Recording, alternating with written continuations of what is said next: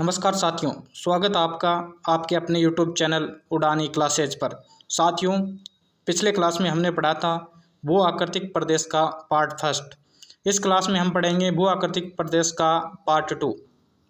भू आकृतिक प्रदेश के पार्ट टू में हम पढ़ेंगे पश्चिम मरुस्थलीय प्रदेश।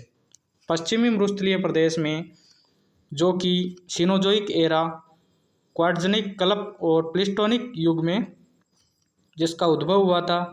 पश्चिम मरुस्थलीय प्रदेश दो भागों में विभाजित है, शुष्क मरुस्थल और अर्धशुष्क मरुस्थल।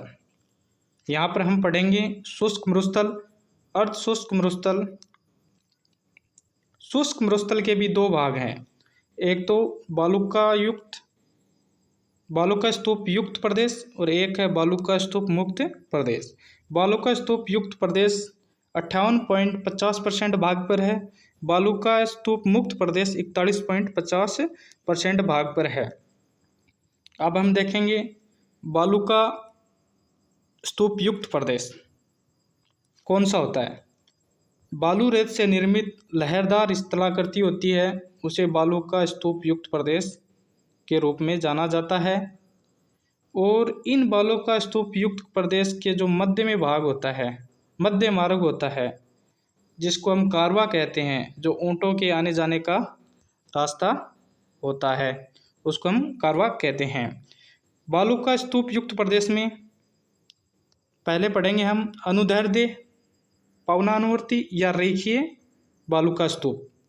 ये कौन से होते हैं? पवन के समानांतर जब मिट्टी का जमाव होता है तो वो कहलाते हैं अनुदैर्ध्य या पवनानुवर्ती या रेखीय बालुका स्तूप, जो कि सूरतगढ़, जैसलमेर, बीकानेर और रामगढ़ में पाए जाते हैं, और ये जैसलमेर में सर्वाधिक पाए जाते हैं। इसके बाद अनुप्रस्थ बालुका स्तूप, यानी वो बालुका स्तूप जो पवन की दिशा के लंबवत समकोण पर मार्ग के अवरोध से बनने वाले बालुका स्तूप अनुप्रस्थ बालुका स्तूप कहलाते हैं। यानी पवन की दिशा के लंबवत बनते हैं, वो कहलाएंगे अनुप्रस्थ बालुका स्तूप, जो कि पोखरण, बालोतरा, नागौर, चूरू और बीकानेर में पाए जाते हैं। इसके बाद बरखान बालुका स्तूप। बरखान में क्या होता है कि वायु भंवर के कारण गतिशील, ये अर्धचंद्राकार होते हैं। बरखान क्या होते हैं? अर्धचंद्राकार, गतिशील भी होते हैं, ये सर्वाधिक गतिशील होते हैं और इनकी आकृति चांद के समान होती है। ये मुख्य रूप से भालेरी चूरू और सीकर और झुंझुनू ओशिया में पाए जाते हैं। उसके बाद तारा बालुका स्तूप, जिनकी आकृति तारों के समान होती है। अनियमित हवा के कारण इनकी आकृति तारों के समान हो जाती है, उसे हम तारा बालुका स्तूप कहते हैं, जो कि मोहनगढ़, जैसलमेर, सूरतगढ़, गंगानगर और पोखरण में पाए जाते हैं, और ये श्रृंखलाबद्ध रूप में होते हैं, मोहनगढ़, सूरतगढ़ और पोखरण। ठीक है। इसके बाद पैराबोलिक बालुका स्तूप हेयर बैंड के समान होते हैं और यू आकृति के रूप में होते हैं, जो कि लगभग संपूर्ण मरुस्थल में पाए जाते हैं और इन पे वनस्पति का निर्माण होता है। इसके बाद हम पढ़ेंगे सब्बर काफीज। ये भी लगभग संपूर्ण मरुस्थल में होते हैं और छोटी झाड़ियों के सहारे ही पाए जाते हैं।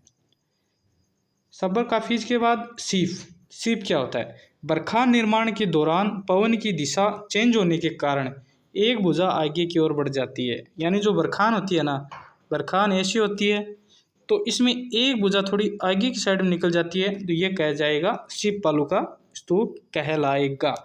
उसके बाद ये तो हो गया बालुका स्तूप युक्त, और अब हम पढ़ेंगे बालुका स्तूप मुक्त प्रदेश, जो कि 41.50% भाग पर पाया जाता है।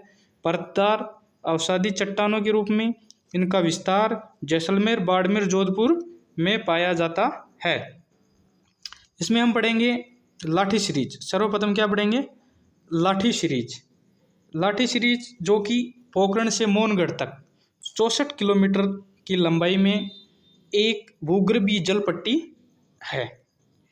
लाठी सीरीज में एक घास पाई जाती है, सेवण घास, जिसको लिलोण घास भी कहा जाता है।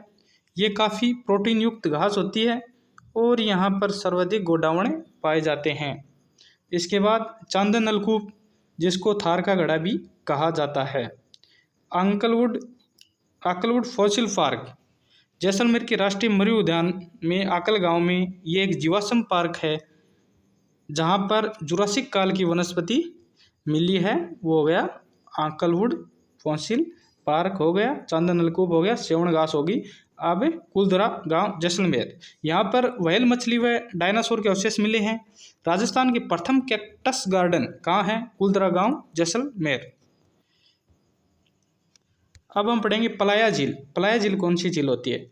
जो कि उच्च भूमि के बीच में निम्न भूमि होती है, वहाँ पर पानी इकट्ठा हो जाता है ना, वो कहलाती है पलाया झील। ये उच्च भूमि है, यहाँ पर निम्न भूमि में जल इकट्ठा हो जाता है, तो ये कहलाएगी पलाया झील। इसी के साथ आज का हमारा टॉपिक यहीं पर समाप्त होता है। अगली क्लास में, अगले सेशन में हम पढ़ेंगे राजस्थान भूगर्भिक संरचना का पार्ट 3। जय हिंद दोस्तों।